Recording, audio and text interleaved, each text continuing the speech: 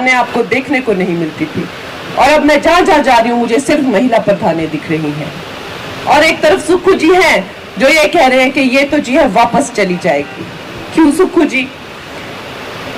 मैं उनसे ये पूछना चाहती हूं कि विक्रमादित्य के परिवार से जो है 6 बार चीफ मिनिस्टर रह चुके हैं, 8 बार मेंबर ऑफ पार्लियामेंट, 8 बार, मतलब 40 साल से ज्यादा अरसा, मतलब कि जब मैं पैदा भी नहीं हुई थी, मतलब जब मेरे मम्मी पापा की शादी भी नहीं हुई थी, तब से मेंबर ऑफ पार्लियामेंट रह रहे हैं।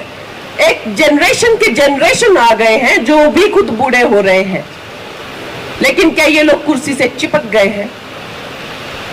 उनकी माता जो है वो प्रदेश अध्यक्ष है, खुद एमपी है, बेटे जो है वो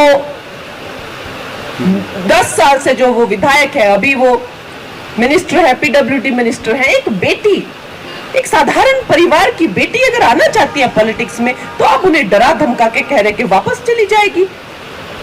क्या तरीका है ये? क्या मतलब इन्हीं लोगों ने क्या चिपक जाना है कि कुर्सी से, और कोई आ ही नहीं सकता क्या?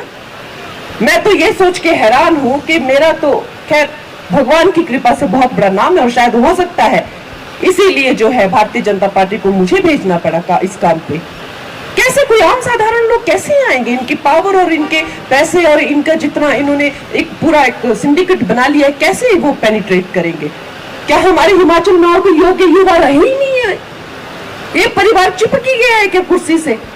अरे सुक्खू जी, आपको भी नैतिकता के अधिकार पे कह देना चाहिए कि भाई छोड़ दो, आप और भी बच्चों को आने दो। आपको कहना चाहिए था, आपने नहीं कहा, और आप मुझे उल्टा कह रहे हैं कि तुम नहीं कर सकती यहाँ पे राजनीति। ये महिला विरोधी सोच जो है वो कांग्रेस के पतन का कारण है, ये महिला विरोधी सोच।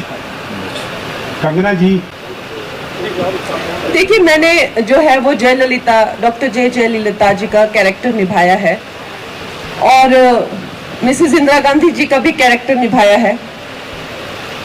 खैर, जो हम फिल्मों में करते हैं वो तो एक पर्दे की दुनिया होती है, बड़ी ग्लैमरस दुनिया होती है, और जिस तरह से भी हमारे आसपास काफी लोग तैयार करने के लिए और एसी सेट होता है, यहाँ पर जो है वो काफी मुश्किल का सामना करना पड़ रहा है।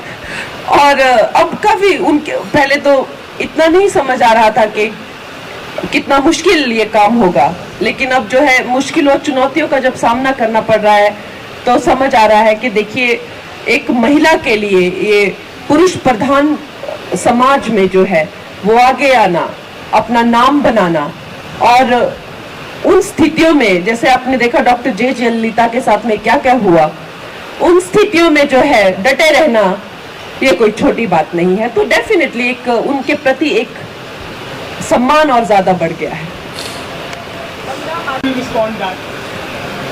मैंने जैसे कहा कि हाँ, ये अवश्य ही कि मैं एक कार्यकर्ता नहीं रही हूँ, लेकिन हर एक इंसान जो है वो अपने तरीके से पार्टी के लिए कंट्रीब्यूट करता है, और मुझे लगता है कि मैंने बहुत कंट्रीब्यूट किया है पार्टी के लिए।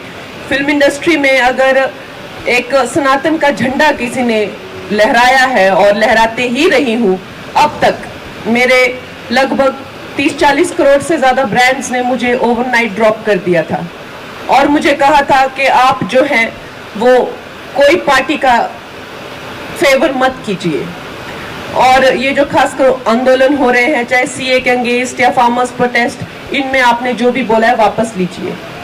10-10 करोड़ के तो एक सिंगल ब्रांड के साथ मेरे कॉन्ट्रैक्ट थे। तो मैंने अब नैतिकता के आधार पर मैंने कहा नहीं, मैं एक एक्ट्रेस बाद में हूँ, एक ब्रांड बाद में हूँ, लेकिन पहले मैं एक नागरिक हूँ, एक देश की नागरिक हूँ। और अगर इतनी सफलता होने के बावजूद अगर मैं देश के पक्ष में ना बात कर सकूं तो मेरी सफलता का क्या मायने। खैर, मैं ये नहीं कह रही हूँ कि एक पैसों का ही जो है मुझे लॉस हुआ है। सब दोस्त आप जानते हैं कि फिल्म इंडस्ट्री में एक तरह से जिस तरह की सोच है, पाकिस्तान प्रेमी सोच है, वहां पे जिस तरह की फिल्में बनती हैं, और हमेशा मुझे जो है अकेले रहना पड़ा, साइडलाइन हो गई, मैं पूरी तरह से आइसोलेटेड हो गई। खुद मैंने अपनी फिल्में बनाना शुरू की खुद, लेकिन कभी भी अपने वैल्यू सिस्टम पे कॉम्प्रोमाइज नहीं किया, कभी भी अपने राष्ट्रवादी सोच पे कॉम्प्रोमाइज नहीं किया। देश के हित में बोलना नहीं छोड़ा, मैं डटी रही। यहां तक कि जब मैंने अपनी फिल्म इमरजेंसी बनाई, मुझे अपना घर, अपनी जमीन, अपने गहने जो है वो गिरवी रखने पड़े, किसी ने मेरा साथ नहीं दिया। लेकिन मैंने कभी इन चीजों के जो है वो ये नहीं कहा कि सिर्फ एक राष्ट्रवादी